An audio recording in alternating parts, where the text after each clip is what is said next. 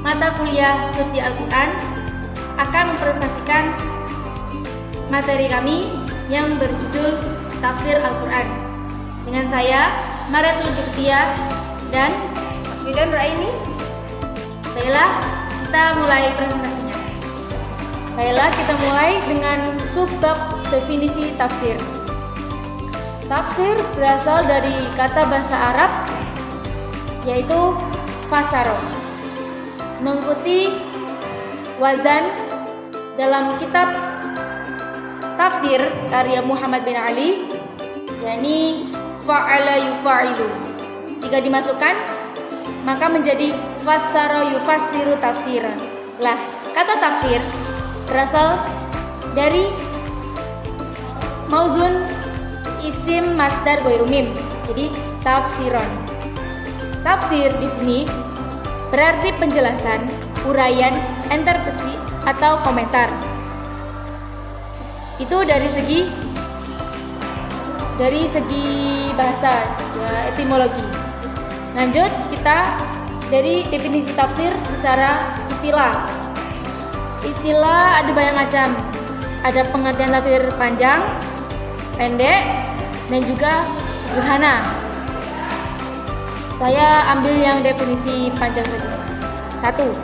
Menurut Imam Abu Hayyan, tafsir adalah suatu ilmu yang di dalamnya dibahas tentang cara-cara menyebutkan Al-Quran, petunjuk-petunjuknya, hukum-hukumnya, baik secara ifrad maupun tarkib. Lah, ifrad maupun tarkib berarti secara tunggal, secara definisinya sendiri-sendiri, atau tarkib yang lebih meluas lagi, serta mana-mananya yang ditampung oleh tarkib lain-lain daripada itu, seperti mengetahui nasakh, terus sebab nuzul yang menjelaskan pengertiannya, seperti lainnya kisah dan masalahnya. Subbab macam-macam penafsiran dari segi kedalamannya.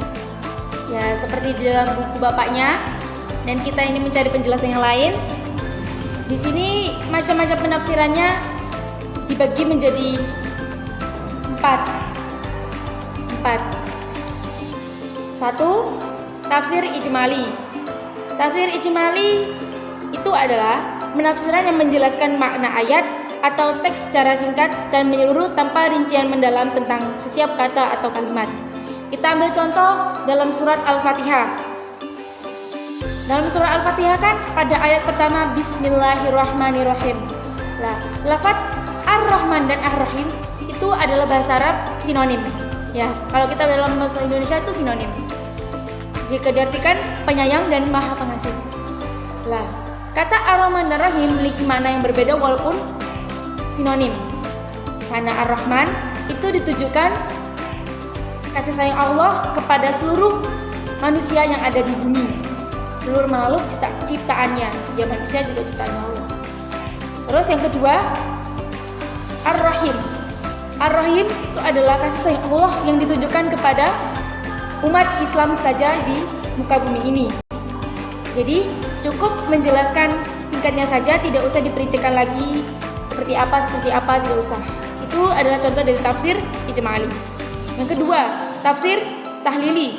Penafsiran yang dilakukan dengan menguraikan makna teks secara rinci dan mendalam, ayat demi ayat, kalimat demi kalimat. Seperti kita ambil contoh zakat. Nah, isi Al-Quran banyak menjelaskan tentang zakat, tapi penguraian katanya berbeda. Tapi mana tetap sana, ya ini harus mengeluarkan zakat. Ya banyak kita nemui di surah Al-Imran, Al-Baqarah, terus surah Al-Maidah. Itu banyak sekali menjelaskan tentang zakat. Tapi kalimatnya berbeda, penjelasannya berbeda, tapi maknanya tetap sama. Terus yang ketiga, tafsir mukarrar. Penafsiran yang dilakukan dengan membandingkan berbagai pendapat para musafir, ya para penafsir terhadap satu atau beberapa ayat yang sama. Kita ambil contoh Ya, ketika ada seseorang mahasiswa, ya bukan seorang mahasiswa deh, siswa aja lah. Siswa ketika dia diberi sebuah ujian, ya misalnya ujian dari Allah, tapi lewat perantara dengan ujian tertulis, ya UTS lah atau UAS. Lah, seorang siswa itu diberi pilihan untuk memilih jawaban mana yang benar dan mana yang salah. Itu sesuai kehendaknya sendiri-sendiri, tidak memaksa. Terus untuk contoh yang kedua, dua orang pemuda sedang berada di sebuah wilayah kosong, tidak berpenghuni, hanya berbekalan peta dan kompas. Nah, kedua orang itu berhak memilih jalan yang mana yang benar dan mana yang salah, sehingga bisa mencapai tujuan yang sama. Dapat kita simpulkan bahwa kedua contoh ini itu berarti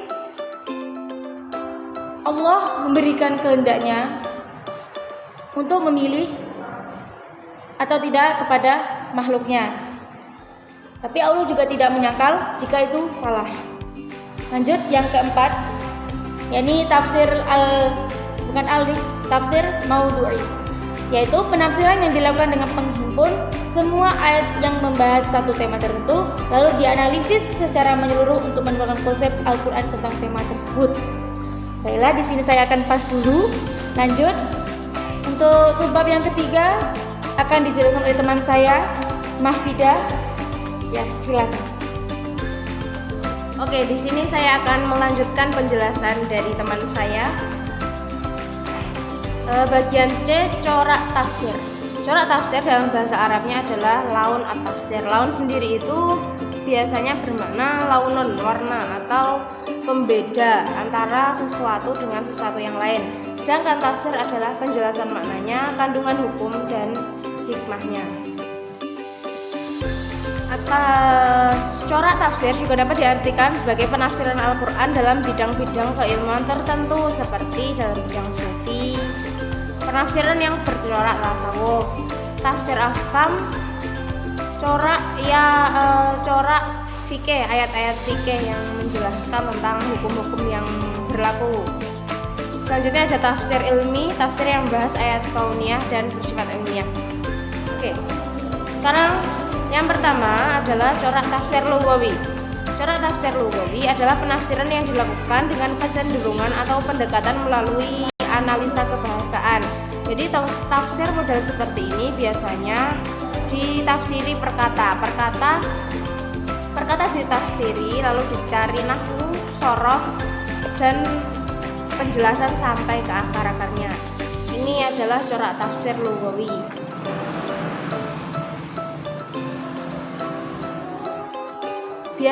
Di antara kitab tafsir yang menekankan aspek bahasa atau lughah adalah Tafsir Al-Jalalain, karya bersama antara As-Suyuti dan Al-Mahalli. Mafatih Al-Ghaib karya Fakhruddin